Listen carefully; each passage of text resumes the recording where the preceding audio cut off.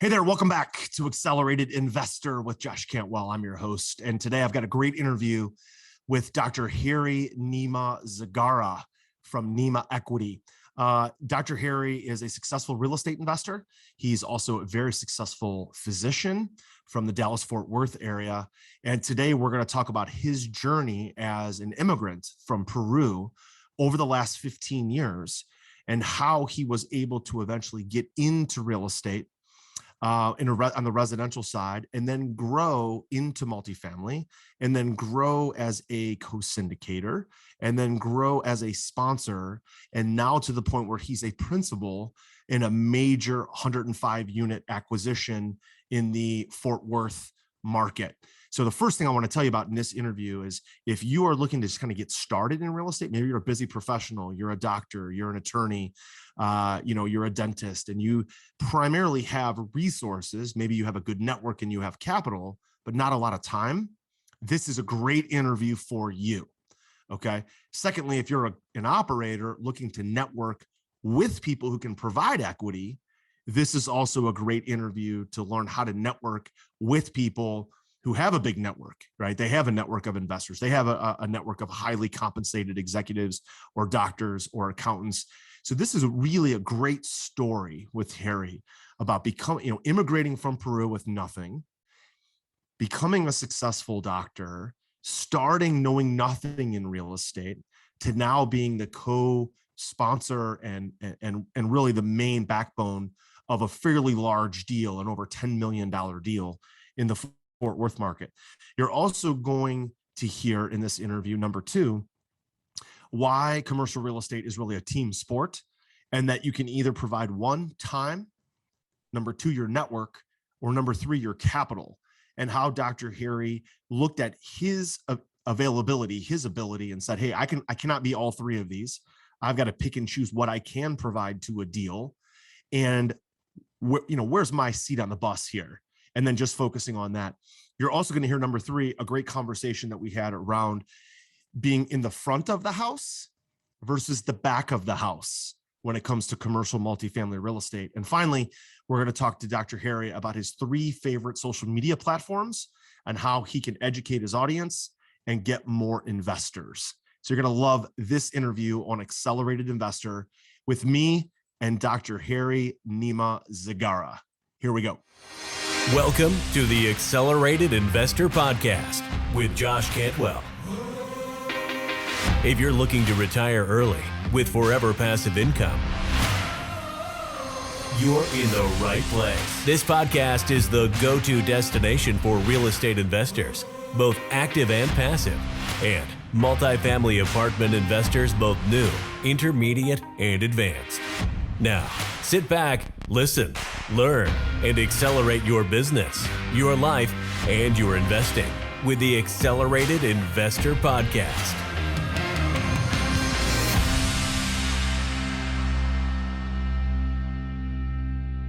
So, hey, Harry, listen, thank you so much for joining me today on Accelerated Investor. I know we've had to reschedule this a couple times. You caught me in the middle of buying a deal. I caught you in the middle of raising money. I'm glad to have you on the show. Thanks for being here. Hey, Josh, how are you? I'm doing great. Thank you for having me on your show. I'm very excited about this. Absolutely. Absolutely. So listen, I know that you are a very active operator, investing actively and passively, but I'm always curious to see what my guests are up to today. Like, what kind of projects are you working on? What really are you passionate for right now in the marketplace? Yes. We are actually like a younger company. Like we are like about like a year and a half like in this business.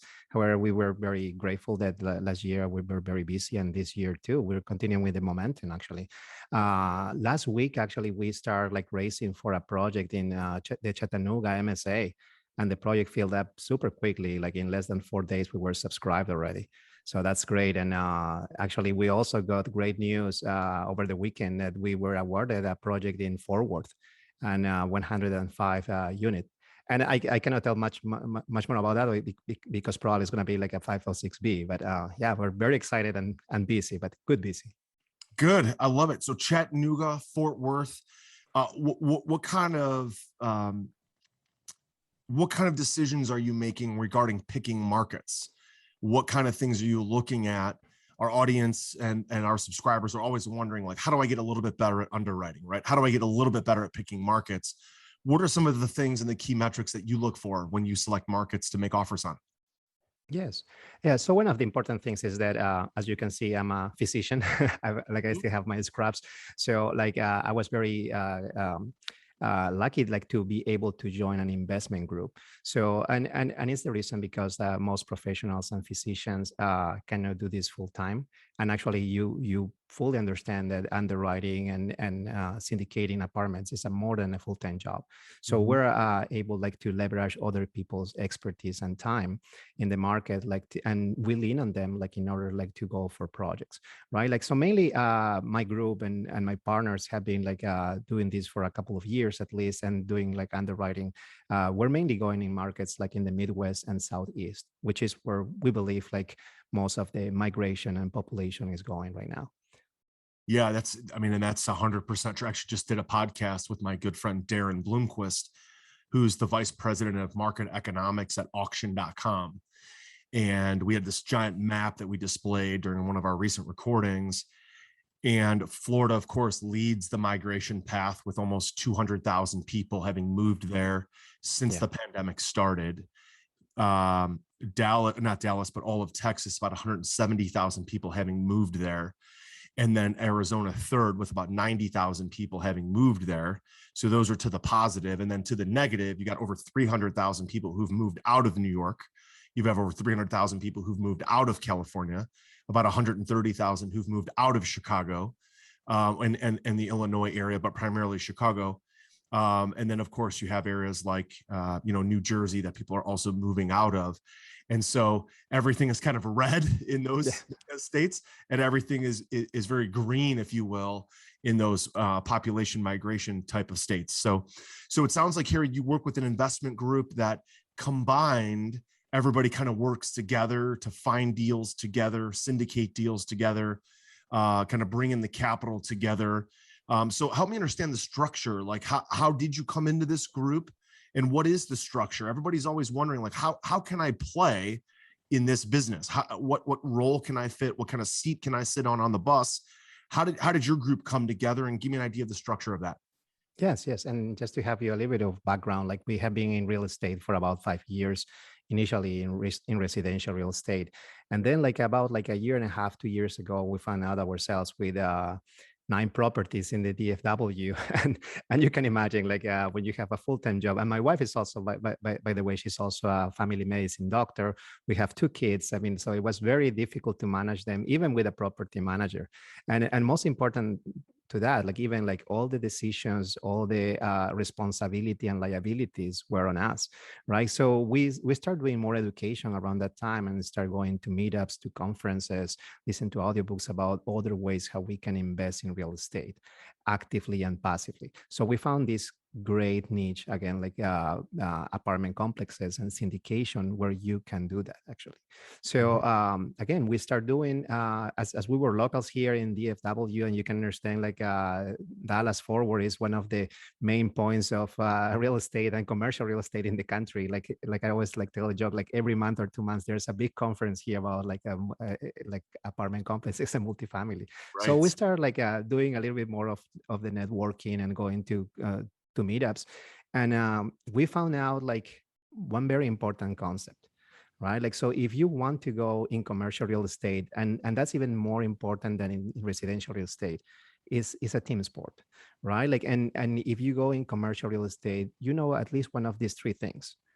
You need either time, you need a good network, or you need some capital. So as I mentioned before, we were very busy professionals, so we didn't have the time. We didn't have the network yet, so we have some capital. So we decided to invest in ourselves, to invest in our education. And that's why we came up with this investment group, mentorship group that we joined. And it has been amazing journey after that. We have met great people who have been in the business for years, people especially important for us who are doing this full time, and we can lean on their expertise. And again, we go together with other people and to buy these apartment complexes. Got it. I love it. So you decided, again, you have access to capital, your own capital, decided to build your network because you didn't have the time. So you mentioned those three items: time, network, capital. And you kind of, I love the assessment. I love the self-evaluation, Harry, where you're like, hey, this is what I can do. I, love being a doctor. My wife is a busy doctor. We've got small kids. Like we can only do so much. So how do we lean in on what we are good at, right? The networking, capital, bringing capital to the deal, your own capital, raising capital, and then being involved in that and leaning on somebody else's time to find the deal, maybe do some more of the underwriting, a little bit of the due diligence, those types of things. So you can lean in on that. And I would submit to all of our listeners that, be a little bit more intentional about what Harry just described, right? Because that's a real easy way to say, okay, what can I be? How can I fit in on this group or fit in on a deal? When a lot of people are thinking, I've got to do it all. I got to find 100 unit and it's too big for me. I can't sponsor the loan. I can't raise the money. Like Harry just described, you don't have to do it all. Like I didn't do it all in my first couple of deals. We do it all now because we're in this full time and this is all we do. So we have the ability to sponsor loans, raise the equity, manage the property, do the acquisitions, all the CapEx, we do it all. But that's not the norm in this business. Actually, the norm is more like what Harry's talking about, where people are doing it as a team sport and they're joint venturing with other people. That's fantastic stuff. So Harry, when you look at your seat on the bus, you're obviously investing some of your own money, but you're probably networked with other people, investors, doctors, professionals. Are you more involved in deals as like a co-syndicator and you're involved in underwriting and bringing the network to the deal? Is that kind of the main job or main role that you participate in? Yeah. So as you just mentioned, I mean, like we started in this group and as you can imagine, we were super excited. And also as anyone, you want to do everything, right? Like, so after some time, you need to be honest with yourself and you just need to evaluate things. And again, like there are many people who are doing this for a long time. There are many people very, very professional who are doing this, like, again, like for many, many years and cycles even. So you cannot compete with that. And the market is very competitive right now. And just trying to do that ourselves, we would be doing a disservice to our investors, right? Like, so like you join the group and you find many people, great people with great backgrounds and different skill sets, and you want to join them, right? Like, and you ask yourself how I can bring some value to the group, right? Like in our case, we are physicians. We know a couple of friends who are physicians, or more than a couple of friends. So we initially started mainly in the capital raise part of the project, right? Like, so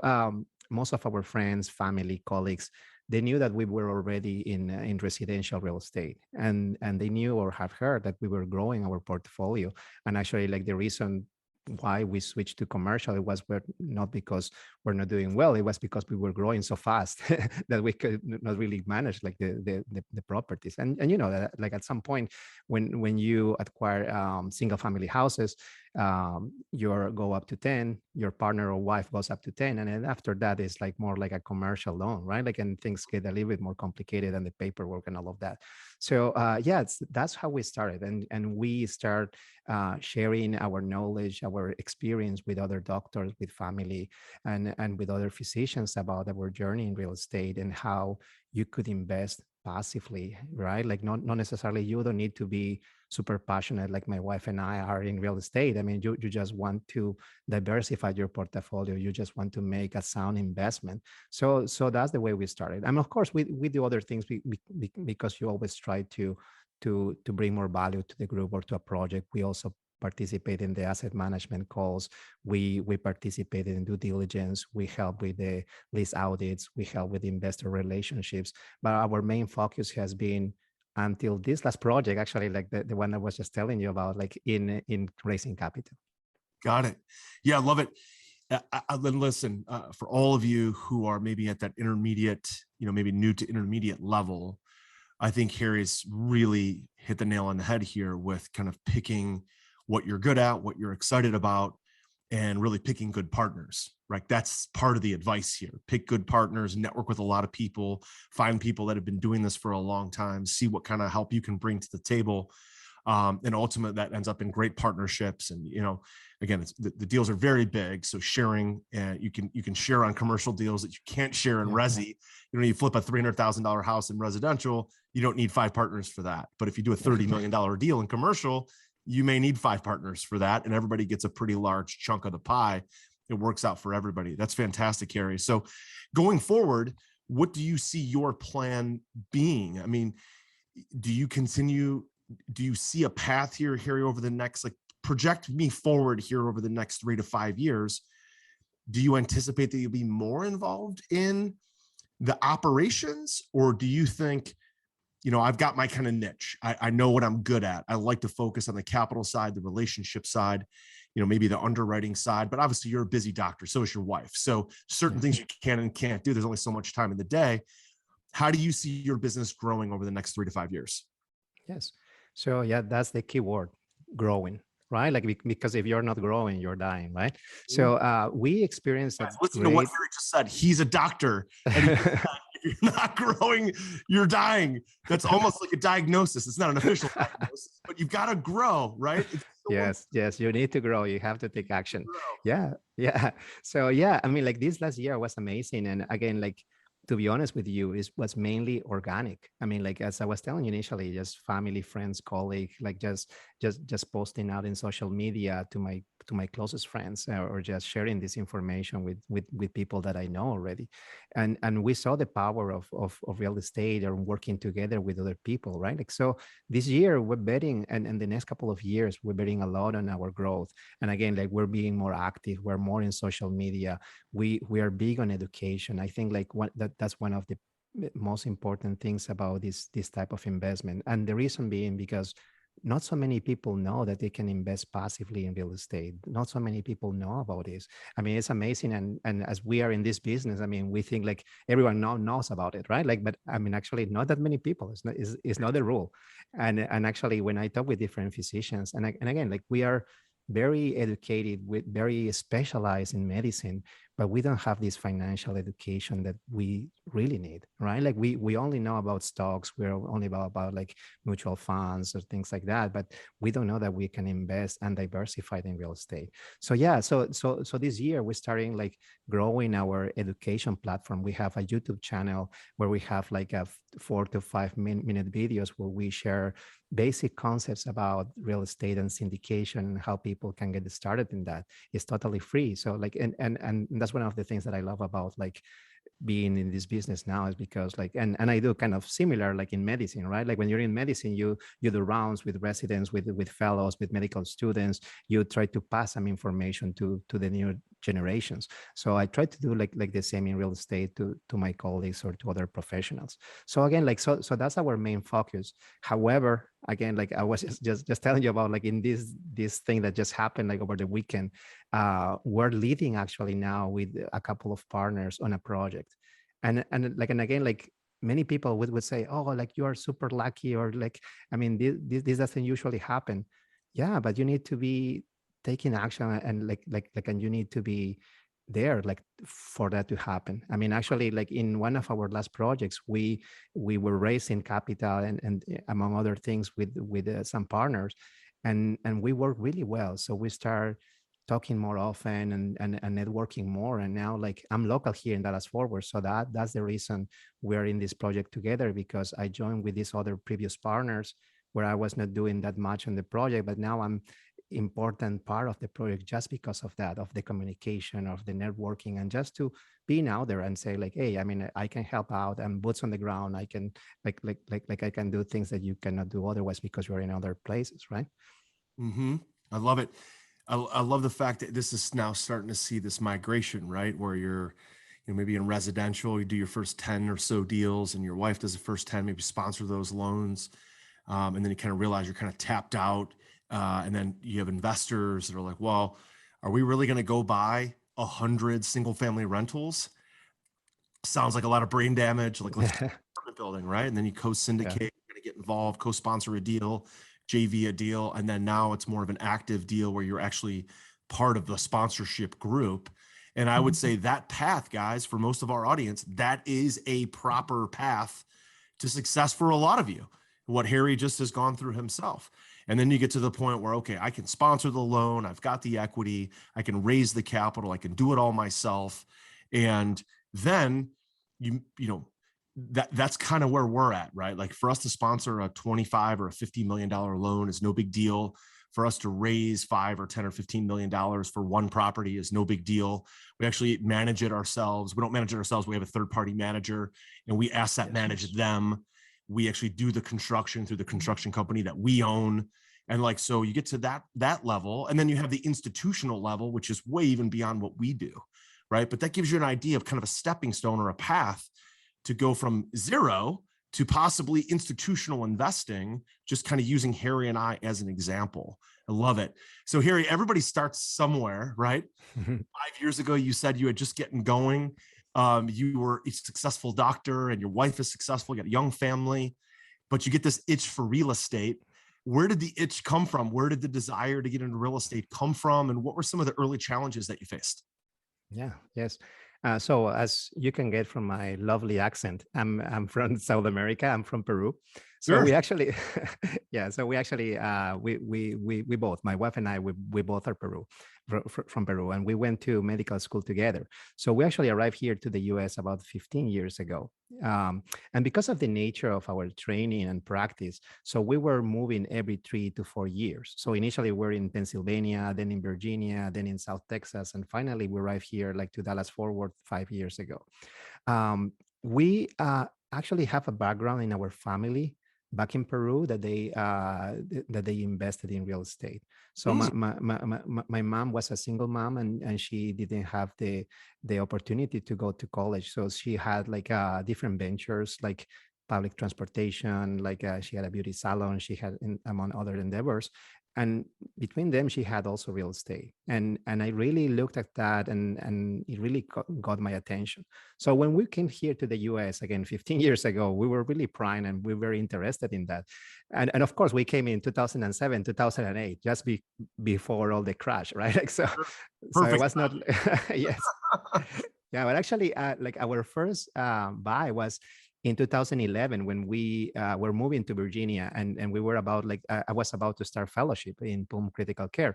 So there were many houses on the market like around that time, and so we wanted to buy like a small townhouse that was actually a short sale. I haven't heard like that term before in my life, short sale. I mean, like what that means is like a short period of time. No, actually it's the opposite, right? Like it takes longer, right? So it was a very interesting time. Like, and I mean, actually we closed just days before my training started. So it was interesting. It was a little bit nerve wracking, but I mean, like we did it. And after a couple of years, we moved to Texas, and we decided to sell that townhouse. And we were very surprised, nicely surprised that it has appreciated a lot. So we sold the property and we moved to Texas, and we knew immediately that we needed to be in real estate. And again, we were in South Texas for 2 years in private practice, and then we did it, and we couldn't do that much in that moment. But we moved to Dallas, and once we arrived to Dallas, we knew really what was going on and what we're gonna do. So even 6 months after we arrived to Dallas, we bought our primary residence here. And then like 2 or 3 months later, we start buying investment properties. Got it. I love it. Are you ready to automate and explode your real estate investing? We're searching for extremely motivated individuals who are sick and tired of wasting time and want to finally see real results from their real estate investing business. We're searching for investors looking to get to the next level and become a bigger, better version of themselves while being a more successful real estate investing entrepreneur. Apply for mentoring and coaching at joshcantwellcoaching.com/podcast. That's joshcantwellcoaching.com/podcast. And what were some early challenges to finding those properties? Now, when you got settled, you're in Dallas, you've gone through the fellowship, you've moved around every 3 to 4 years, you landed in Dallas, you're like, okay, I can kind of put down some roots here now. You obviously have this entrepreneurial background from your mom, which is fantastic. I have a very similar story with my dad, who was very entrepreneurial. So I get to see that entrepreneurship in my own home. Yes. It's the best way to see it is to actually see a close family member do it. but you let, and then all of a sudden you're also probably a very busy physician, right? Looking for real estate. So how do you reconcile the time of starting and being in this new practice in a new city with learning a new market and actually starting to make some significant investments? Yeah, I mean, I can tell you it's not easy.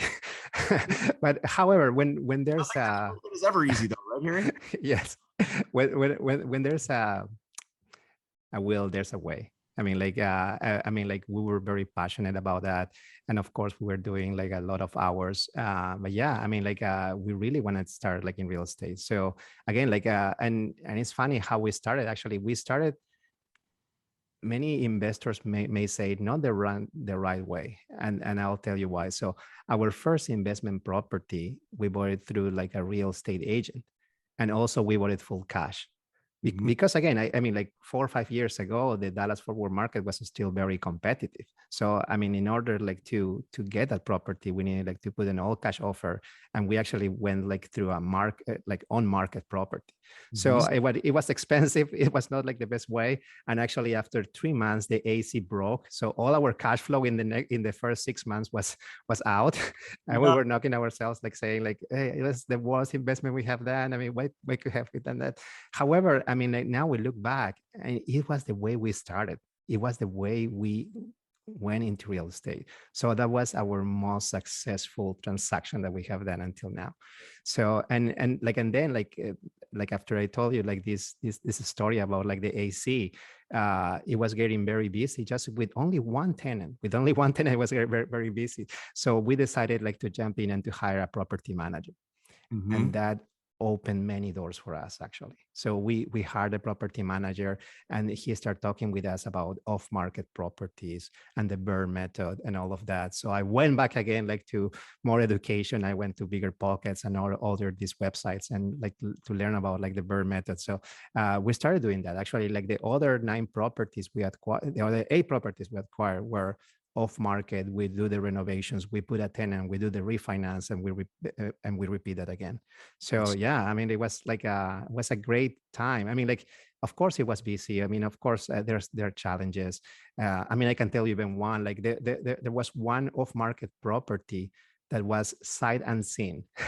and I was getting cocky already, like, and have done like a couple of transactions like before, and I did like my estimations, and I also trust like the person who was giving me this information. I say like, oh yeah, it's an off-market property. I mean, it only takes like $10,000 to $15,000 to get that ready for rents.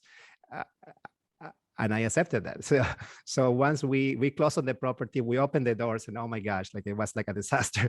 So I actually like put like over $30,000 in the property.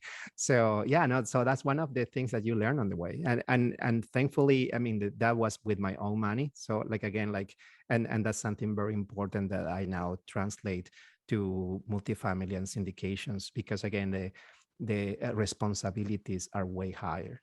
Right? Like, it's not just about my money, it's others people hard-earned money. And even for physicians or for high people who have high income, that's very difficult, like to get in a syndication, right? Like 50,000, 75,000, and sometimes more. So you have like a lot of responsibility over your shoulders. So you do your extra due diligence, you review the numbers. Again, like you ask more questions. You ask something important for me, especially, is now that every time I go in a project, I always ask about like the reputation, the communication, and who is doing the asset management, if that person is doing that full time or not.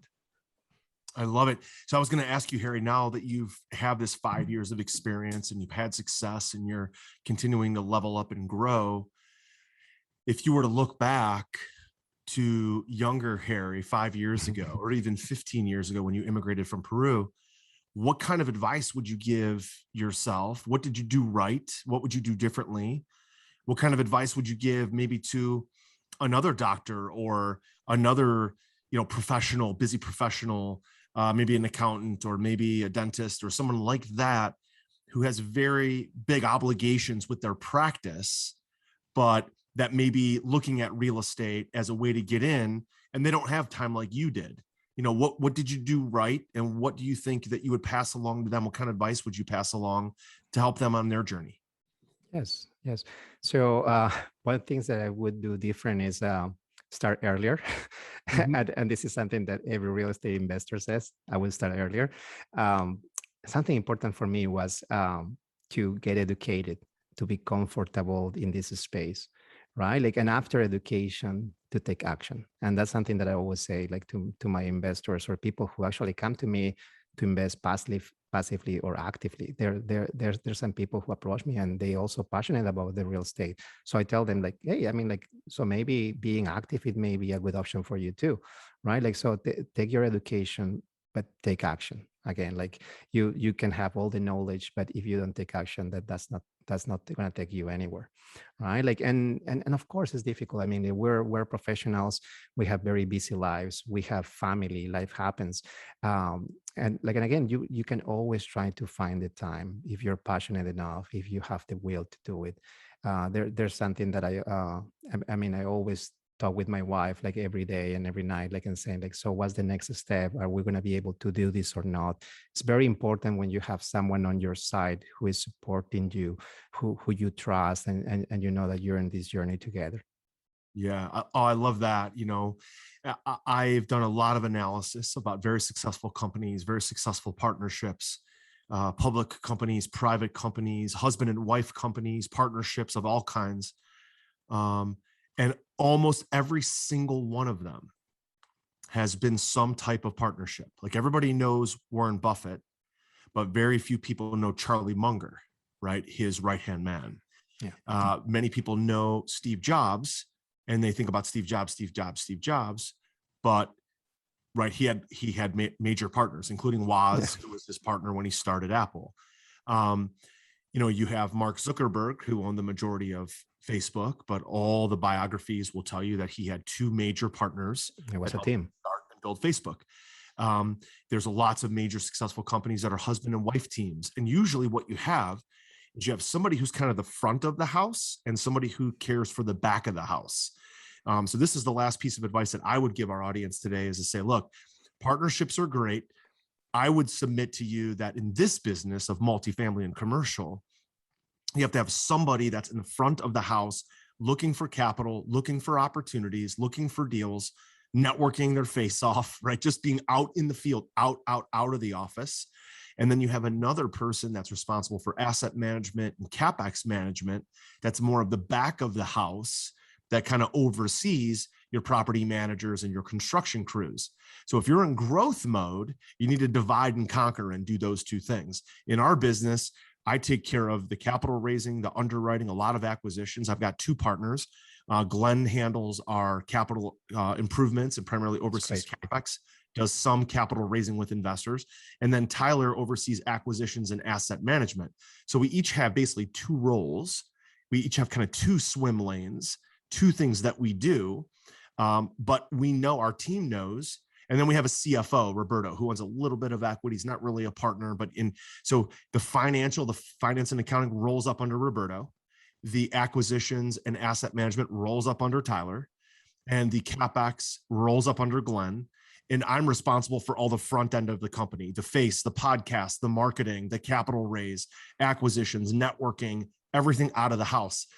Partially, Harry, because I hate being home or in the office.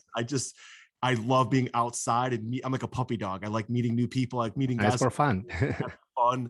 And that allows me to fulfill not only my business passion, but my personal passions too, for being around people and meeting new people. So the last thing I would submit to you is, as Harry said, do you have the time, the network, or the capital?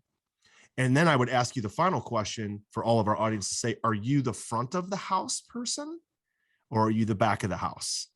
Right? Are you the guy or the gal that's going to go out and market and network and look for capital and look for deals? Or are you the person that's going to be more involved in the analytics of asset management, property management, and CapEx? They're both extremely valuable. And that mutual respect between those two groups, those two swim lanes, is really, really important. So last question, Harry, I wanted to ask you before I let you go. As you mentioned social media a couple times, I'm always curious to see what people's favorite social media platforms are. You mentioned your YouTube channel, but there's so many different places to focus on social media: texting, email marketing, Facebook, Instagram, LinkedIn. What are your maybe top one or two? What are your favorites? Yes, and I go like also because of my avatar or my type of investor, right? Like, so I'm in the 40s to 50s. I'm a physician, educated professional. So so most of us are around like Facebook, LinkedIn, and YouTube. So these three are my main platforms for education and networking. Yeah, I love it. And I frankly, I have to raise my hand and tell my audience that I've probably failed at LinkedIn. And I just realized that there's so much opportunity there. I've got to do a better job on LinkedIn. I heard the same. And I just started I think 3 weeks ago on that, because again, I've heard from so many people that is a great way to network and to work with other people together. Yeah. And people on Instagram and Facebook and Snapchat seem to be having way too much fun. And the people on LinkedIn are really darn serious. So we got to spend time on LinkedIn with those professional and serious investors. Good stuff. Yeah. My dancing skills are not the best for TikTok or Instagram. Same boat, man. It's funny. I know our audience would love to get in touch with you, right? To talk to you, to maybe invest in deals with you, just learn more about your business. Where can they reach out to you? Where can they connect with you? Yes, absolutely. So we have our website is nimaequity.com. Nima is N as in Nancy, IMA equity.com. We also have our YouTube channel, which is with the same name. Even in our website, we're big in education. We have a 7-day passive investor course, and anyone can have access to that. That's fantastic stuff. And don't forget to get on LinkedIn too. You mentioned YouTube, your website. We're going to be more active on LinkedIn as well. So Harry, I promise to. Fantastic job today. Thanks for sharing your knowledge and your wealth of information. I can't wait to get this out to my audience. And thank you so much for being here with me today on Accelerated Investor. I have a blast, Josh. Thanks so much for having me. Well, there you have it. Hey, I hope you enjoyed that interview with Dr. Harry. Listen, such a humble guy and so successful at the same time. Reach out to him at his website, nimaequity.com. If you are looking to build your network, just like Dr. Harry mentioned, where he was in a mentorship program, and through the mentorship program, he got access to a network of limited partners, investors, operators, co-sponsors. I provide that type of similar ecosystem through our Forever Passive Income coaching and mentoring and partnering program. You can visit that at joshcantwellcoaching.com to learn more about it and see if you're a fit to join our group. We've got nearly 100 members now, and you'll find everything and everybody from busy doctors that can provide capital, really experienced operators, residential investors who are scaling up into multifamily. You'll find amazing people who can sponsor loans and find deals, all students of mine who have grown up and become successful, both residential and commercial investing. So if that's something that you're interested in learning more about, go ahead and visit us at joshcantwellcoaching.com. It is by application only. All right. Well, there you have it, guys. Listen, if you would be so kind, and I would be so grateful if you would leave a quick review on Spotify or iTunes or YouTube or wherever you're catching your podcasts, a little quick thumbs up, a little 5-star review, a little comment. I would be so grateful, because that's the only way that I can get feedback and share this with the world is through your connection and engagement. So thanks so much for being here today, and we'll see you next time. You were just listening to the Accelerated Investor Podcast with Josh Cantwell. If you enjoyed this episode and learned something new, help us build the AI community by leaving a review and 5-star rating on our iTunes podcast channel. Also, don't forget to subscribe so you never miss another episode. To see passive investing opportunities, visit freelandventures.com/passive. To start your journey toward the lifestyle you've always dreamed of with multifamily apartments, apply for one-on-one coaching with Josh at www.joshcantwellcoaching.com.